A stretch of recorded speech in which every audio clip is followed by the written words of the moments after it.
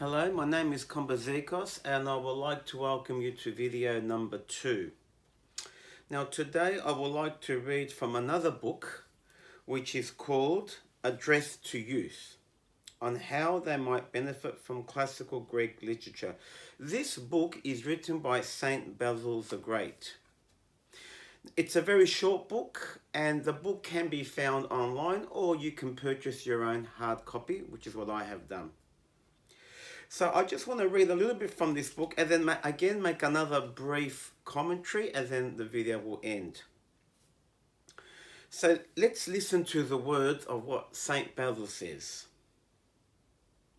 Perhaps it is sufficiently demonstrated that such ancient learning is not unprofitable for the soul. I shall now discuss the extent to which one may participate in it. To begin with, since the writings of the poets are all of varying degrees of excellence, you should not give your attention to all they write without exception. Whenever they recount the words and deeds of good men, you should both love and imitate them. Try to follow such conduct. But when they portray poor conduct, you must flee from them and block your ears, as Odysseus is said to have done when fleeing past the Song of the Sirens. So what he's basically saying, dear listeners, is that it's not bad for a Christian to read pagan literature. It's not evil and it's not bad. However, the Christian should always bear in mind when he or she is reading pagan literature that he or she has a discerning mind. They choose the good and the evil they put away. So very, very important. He continues, familiarity with evil writings paves the way for evil deeds. Therefore, the soul must be guarded with great care, lest through the pleasure of the poet's words, we might unwittingly accept something of the more evil sort, like those who take poisons along with honey.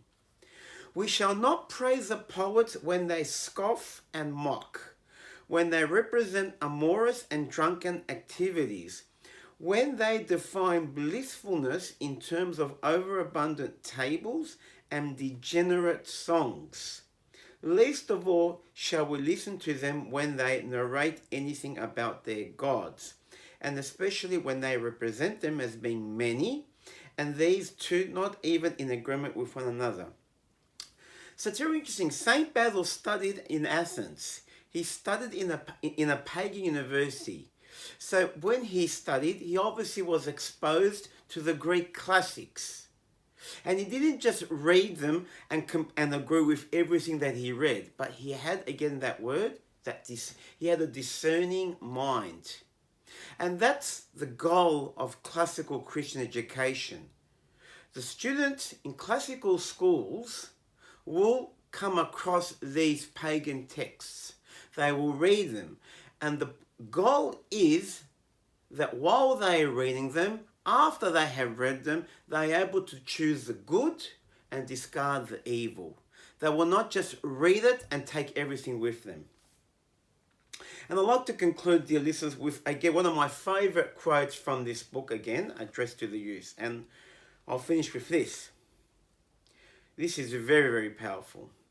For just as in the case of other beings, the enjoyment of flower is limited to their fragrance and colour, whereas bees possess the power to extract honey from them as well, so it is possible here also for those who are looking for something more than pleasure and enjoyment in such writers to derive profit for their souls. Now, then, in the manner of the bees must we use these writings, for the bees do not visit all the flowers without discernment, nor in fact do they seek to carry away entire those upon which they land, but rather, having taken so much as is suitable to their needs, they let the rest go. We too, if we are wise, shall take from this literature whatever is suitable for us and is allied to the truth, and shall pass over the rest. So, a very, very powerful quote from this book by Saint Basil the Great.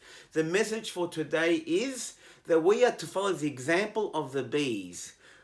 We take what is good, what will further our soul.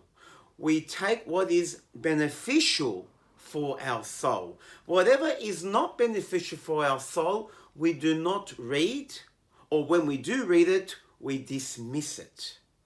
So that is the aim of classical Christian education, to discern, to choose good over evil, and that way we further our soul. Once again, thank you for listening. And again, the book is called Address to Youth by Saint Basil the Great.